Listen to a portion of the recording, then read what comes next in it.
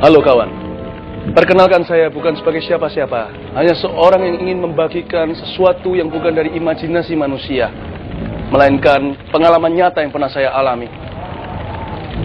Pada tanggal 1 Januari tahun 2000, pukul 5 pagi, Tuhan membawa roh saya ke sebuah padang gurun yang sangat luas. Di sana sangat panas terik dan sangat kering. Dan saya melihat berbagai macam makhluk yang mengerikan, menjijikkan, yang belum pernah saya lihat sebelumnya, dan yang tidak akan pernah saya lihat lagi. Saya harus berjalan setapak demi setapak, hingga saya sampai ke sebuah tempat yang sangat menyeramkan.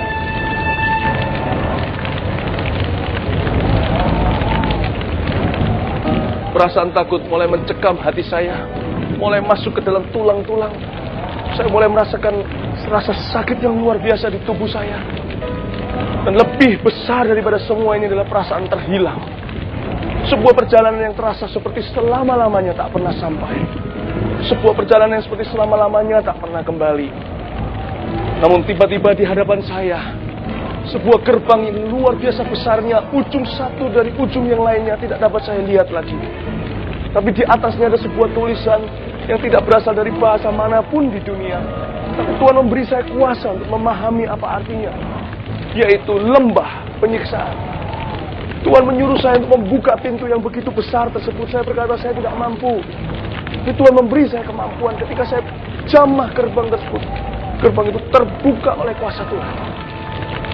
Dan panas itu segera menerpa dada saya seperti mau mati rasanya. Dan kegelapan tersebut begitu mengerikan. Dan di balik kegelapan itu mulai keluar suara yang tidak terhingga banyaknya. Orang-orang yang menghujat dan orang-orang yang mengertakkan giginya. Teriakan-teriakan kesakitan. Tertawa-tertawa yang mengilukan, yang mengerikan.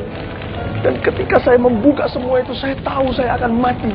Tapi Tuhan memberi saya kekuatan. Karena saya harus menyelesaikan perjalanan ini untuk menceritakan kepada banyak orang.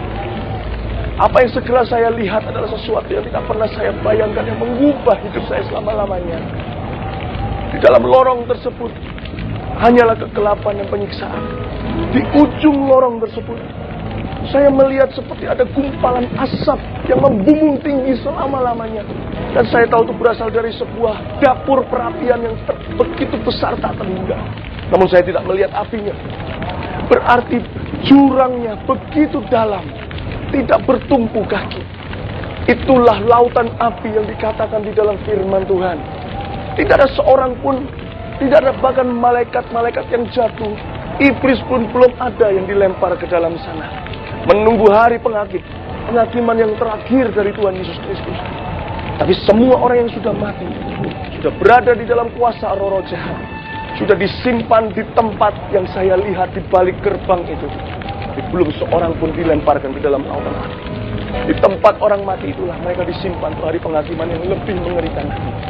Di sanalah iblis memiliki jiwa mereka selama-lamanya sebelum iblis pun dihukum. Di sanalah mereka disiksa seturut dengan dosa yang mereka lakukan di dunia.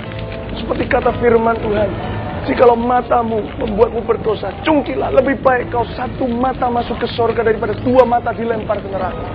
Kalau tangan kananmu yang membuatmu berdosa, penggalah daripada kedua tanganmu dilempar ke dalam api neraka berserta dengan seluruh hidup. Di sana saya melihat hal-hal yang mengubah kehidupanku, akan mengubah kehidupan.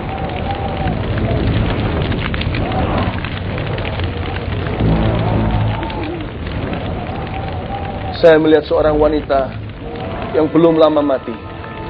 Sebab dia berdiri di dekat gerbang di mana tempat saya berdiri. Dan wanita itu dikelilingi oleh begitu banyak roh-roh jahat yang ia layani selama hidup ini di dalam dosa. Dan saya melihat wanita itu diikat pada sebuah kayu. Dan iblis-iblis itu berkata, ayo berdusta, seolah-olah mempermainkan dia. Tuhan memberi saya pengertian bahwa wanita ini adalah wanita yang berselingkuh di dalam hidupnya. Dia tidak jujur dan menutupi dosanya dengan dusta di atas dusta. Dan dia tidak bertobat dari dosanya, lalu dia mati. Ketika wanita itu tidak berdaya dan berkata, ya saya berdusta. Saya kira iblis-iblis itu akan melepaskan dia. Tapi ternyata tidak. Dan iblis-iblis itu justru menarik lidahnya dan menyorongkan sebuah benda yang tajam ke seluruh wajahnya. Dan dimulai dari lidahnya terlebih dahulu. Dan ada seorang iblis yang lain yang menarik lidah itu sehingga putus dari tubuhnya. Saya tidak pernah melihat hal-hal seperti ini. Hal-hal yang saya lihat ini adalah hal-hal yang nyata, bukan imajinasi dan bukan mimpi. Adalah neraka yang nyata dan benar-benar ada. Meskipun segala yang terjadi di sana adalah supranatural, tidak ada orang bisa mati. Setiap orang yang disiksa pun tak akan pernah mati lagi. Tetapi semuanya itu nyata. Karena dunia, kehidupan yang selama-lamanya jauh lebih nyata daripada kehidupan yang sekarang kita alami. Dan wanita itu mengalami kesakitan luar biasa. Lalu lidahnya muncul lagi dan mengulangi lagi kejadian yang sama. Saya kira wanita itu sudah mengalami ketakutan yang tertinggi. Ternyata saya salah. Tidak lama sesudah itu saya melihat seorang pria dibawa dari dekat, lebih dekat ke api. Berarti pria itu sudah lebih lama mati. Ketika dibawa datang ke dekat wanita itu, saya baru melihat kengerian di wajah wanita itu. Bahwa setiap orang mati yang hidup di dalam neraka tahu bahwa ketakutan terbesar mereka adalah lautan api. Kematian kedua, yaitu murka Allah yang selama-lamanya.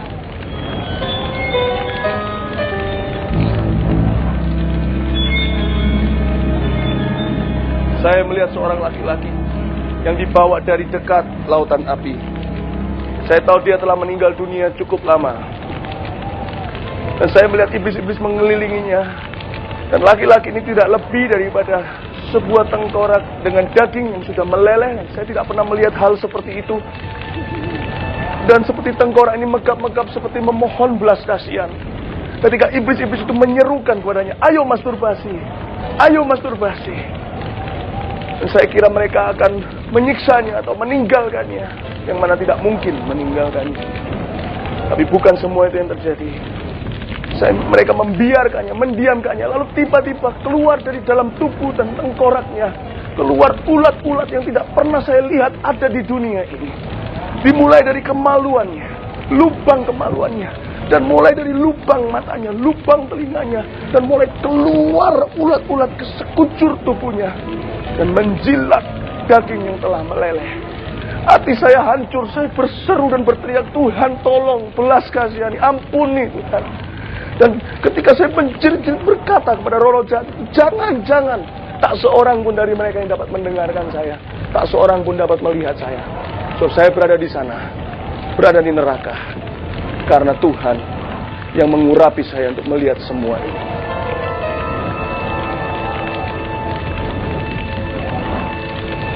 Kawan, Yesus sangat mengasihimu. Karena itu ia memberikan kepadamu kesempatan untuk bertobat lewat kesaksianku. Ia telah mati bagimu 2000 tahun yang lalu untuk menebus dosamu. Dan pada hari yang ketiga ia sudah bangkit. Terimalah Yesus sebagai Tuhan dan Juru Selamatmu secara pribadi. Dan jangan pernah meninggalkan dia lagi seumur hidupmu. Mungkin Anda percaya kepada kesaksian saya. Mungkin Anda tidak percaya kepada kesaksian ini. Tetapi yang penting saya sudah melaksanakan tugas saya. Pilihan ada di tangan Anda. Mulai hari ini, darahmu tidak tertumpah atas kepalaku lagi. Darahmu tertumpah atas kepalaku. Kawan, semoga Anda mengambil keputusan yang benar.